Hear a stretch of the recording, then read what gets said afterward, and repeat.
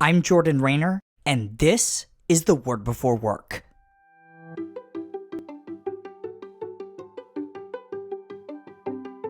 Today we're reading from Exodus chapter 3, verse 10. Here's what it says. So now go. I am sending you to Pharaoh to bring my people, the Israelites, out of Egypt. Again, that's the Lord speaking to Moses in Exodus 3, verse 10.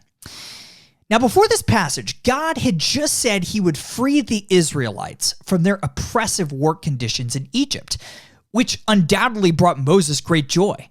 After all, Moses once killed a guy for the way he treated an Israelite worker.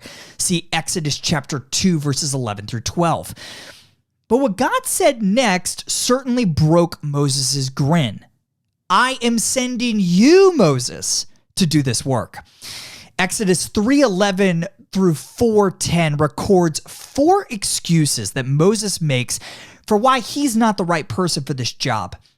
Today, I want to look at 2 of those excuses that I think you and I borrow all the time to avoid doing the hard things God calls us to do at work.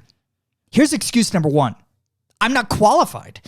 Immediately after hearing God's words in today's passage, Moses said, quote, "Who am I that I should go to Pharaoh and bring the Israelites out of Egypt?" End quote. To which God replies, quote, "I will be with you." In other words, you aren't the point, Moses. I am. I don't need you to be qualified. I need you to be willing to let me work through you. The same is true for you and me, believer. Maybe God's calling you to speak up to your boss about an offensive comment he made to someone who doesn't have as much political capital at work as you do. It can be very easy to look at that situation and say, who am I to have that conversation with my boss? But if God is calling you to do it, you can do so boldly, knowing that just like Moses, he is with you. Here's the second excuse. I don't have all the answers. Exodus 3:13 records Moses as saying to God, quote, "Suppose I go to the Israelites and say to them, the God of your fathers has sent me to you. And they ask me, what is his name? Then what shall I tell them?" End quote. Essentially, Moses is saying, God, I don't have all of the answers to the people's questions. We use this excuse all the time. At least I know I do, especially when it comes to sharing our faith. Now, to be clear, we should know God's word well enough to, quote, be prepared to give an answer for the hope that we have, end quote. See 1 Peter 3:15. But you also have to realize that you'll never have all the answers to all the questions somebody has about Jesus, which is probably why, after commanding his followers to make disciples, Jesus reassured them by saying, quote, I am with you always, end quote. And if he is with us, we can trust that he will give us all of the answers that we need when we need them for his greater glory.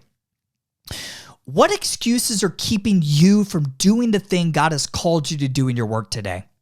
Ask God to reveal the answer and prepare your heart to step out in obedience despite your reservations.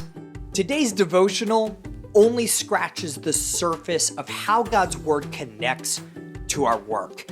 If you want to go deeper, sign up for my free 20-day devotional called The Word Before Work Foundations at twbwfoundations.com. These email devotionals are designed to help you gain a rich understanding of the biblical narrative of work, how exactly your work matters for eternity, and what those truths mean for how we ought to work today. Sign up right now, again, totally free at twbwfoundations.com.